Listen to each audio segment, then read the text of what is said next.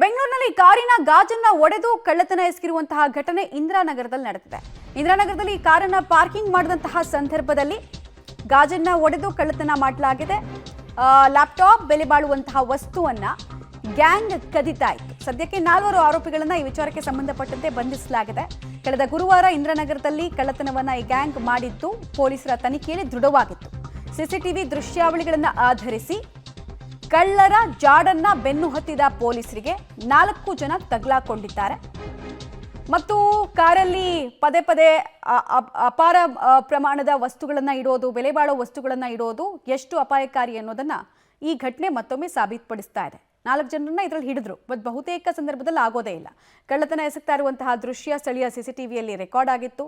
ಕಳ್ಳರ ಮೂಮೆಂಟ್ಸ್ ಅನ್ನ ಗಮನಿಸಿದಂತಹ ಪೊಲೀಸರು ಅವರನ್ನ ಹೆಡೆಮುರಿ ಕಟ್ಟುವಲ್ಲಿ ಯಶಸ್ವಿಯಾಗಿದ್ದಾರೆ. 4 ಜನ ಆರೋಪಿಗಳನ್ನ ಈ ಕಳ್ಳತನ ಕೃತ್ಯಕ್ಕೆ ಸಂಬಂಧಪಟ್ಟಂತೆ ಬಂಧಿಸಲಾಗಿದೆ. ಸೊ ಒಂದು ಗ್ಯಾಂಗ್ ಅಂತ ಹೇಳಿದ್ರೆ ಪ್ರಾಬಬ್ಲಿ ಅವರು ಇದೇ ತರದ ಕಳ್ಳತನಗಳನ್ನ ಬೇರೆ ಬೇರೆ ಭಾಗಗಳಲ್ಲೂ ಮಾಡಿರೋ ಸಾಧ್ಯತೆ ಇರುತ್ತೆ. ಹೆಚ್ಚಿನ ವಿಚಾರಣೆಗೆ ಒಳಪಡಿಸಿದಾಗ ಗೊತ್ತಾಗುತ್ತೆ ಎಲ್ಲೆಲ್ಲಿ ಕೃತ್ಯವನ್ನ ಎಸಗಿದ್ದಾರೆ ಅಂತ. ಮತ್ತು ಅವರಿಂದ ಕಳ್ಳತನ ಆಗಿರುವಂತಹ ವಸ್ತುಗಳನ್ನು ರಿಕವರ್ ಮಾಡಿಕೊಳ್ಳುವಂತಹ ಸವಾಲು ಕೂಡ ಸದ್ಯಕ್ಕೆ ಪೊಲೀಸರ ಮುಂದೆ ಇದೆ.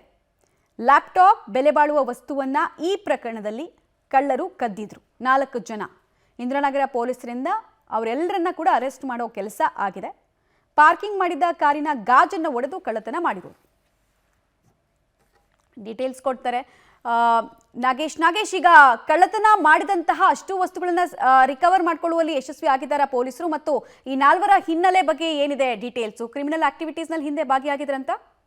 ಬೆಂಗಳೂರಿನ ಇಂದಿರಾನಗರದಲ್ಲಿ ಪಾರ್ಕಿಂಗ್ ಮಾಡಿದಂಥ ಕಾರುಗಳ ಗಾಜುಗಳನ್ನು ಒಡೆದು ಕಾರುಗಳಲ್ಲಿದ್ದಂಥ ಬೆಲೆ ಬಾಳುವ ವಸ್ತುಗಳು ಲೈಕ್ ಲ್ಯಾಪ್ಟಾಪ್ ಸೇರಿದಂತೆ ಒಂದಷ್ಟು ಪರ್ಸ್, ಹಣ ಇರುವಂಥ ಪರ್ಸ್ಗಳು ಕೂಡ ಕದ್ದು ಹೋಗಿದ್ರು ಅನ್ನುವಂಥ ಮಾಹಿತಿ ಸಿಕ್ಕಿತ್ತು. ಅದಕ್ಕೆ ಸಂಬಂಧಪಟ್ಟಂತೆ ಇವರು ಕಳ್ಳತನ ಮಾಡಿ ಹೋಗಿರುವಂಥ ದೃಶ್ಯಾವಳಿಗಳು CCTVಯಲ್ಲಿ ಸೆರೆಯಾಗಿದ್ವು. CCTVಯಲ್ಲಿ ಸೆರೆಯಾಗಿರುವಂಥ ದೃಶ್ಯಾವಳಿಗಳನ್ನು ಆಧರಿಸಿ ಸದ್ಯ 4 ಜನ ಆರೋಪಿಗಳನ್ನು ಇಂದಿರಾನಗರ ಪೊಲೀಸರು ಬಂಧಿಸಿರುವಂಥದ್ದು. ಬಂಧಿಸಿ ಈಗಾಗಲೇ ಕಳ್ಳತನ ಮಾಡಿದಂತಹ ಲ್ಯಾಪ್ಟಾಪ್ಗಳು ಮತ್ತು ಬೆಲೆ ಬಾಳುವ ವಸ್ತುಗಳನ್ನು ವಶಪಡಿಸಿಕೊಂಡಿದ್ದಾರೆ ಅನ್ನುವಂಥ ಮಾಹಿತಿ ಇರುವಂಥದ್ದು. ಈ ಆರೋಪಿಗಳು ಬೇರೆ ಕಡೆಯೂ ಕೂಡ ಇದೇ ರೀತಿಯ ಕೃತ್ಯಗಳನ್ನು ಎಸಗಿದ್ದಾರೆ ಅನ್ನುವಂಥ ಮಾಹಿತಿ ಇರುವಂಥದ್ದು. ಬೆಂಗಳೂರಿನ ಹಲವು ಕಡೆ ಇದೇ ರೀತಿಯ ಕೃತ್ಯವನ್ನು ಎಸಗಿದ್ದಾರೆ. ಅದು ವಿಶೇಷವಾಗಿ ಹೆಚ್ಚು ಬೆಲೆ ಬಾಳುವಂಥ ಕಾರುಗಳ ಗ್ಲಾಸನ್ನು ಒಡೆದು ಇವರು ಅಲ್ಲಿರುವಂಥ ಬೆಲೆ ಬಾಳುವ ವಸ್ತುಗಳನ್ನು ಕಳ್ಳತನ ಮಾಡ್ತಿದ್ರು ಅನ್ನುವಂಥ ಮಾಹಿತಿ ಈಗ ಸದ್ಯಕ್ಕೆ